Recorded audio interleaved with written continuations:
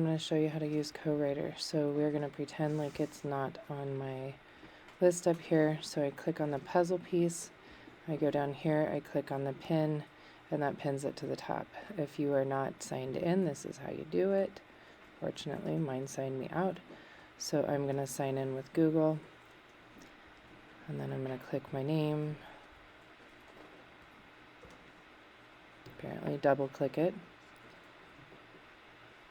Okay, so now my CoWriter is there, and now it's turned on because the toggle is on. So what you want to do is you want to highlight your text. You can do it one sentence at a time or the whole thing at a time.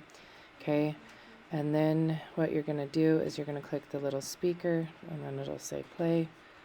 People in national parks breathe in toxic air every year. Also, the people visiting national parks cause damage to the park. The way pollution is created. So follow along with your paper. If you are missing a period, it will, instead of pausing there, it'll go really quickly through it. So that sounds like this. Damage to the park. The way pollution is created. So you missed out on hearing that period in there. There wasn't a pause. Now we listen to it again. Damage to the park. The way pollution is created. So make sure that you've got those spaces in there. Then when you want to turn off CoWriter, you go back up here, you click, toggle it off, and you're done. Okay? So use CoWriter to listen to your paper and make sure that the words that you want are what you want.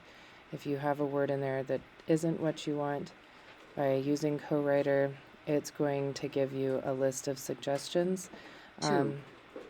And then you can choose from that list or start to type in a different word, and it will fill that in for you.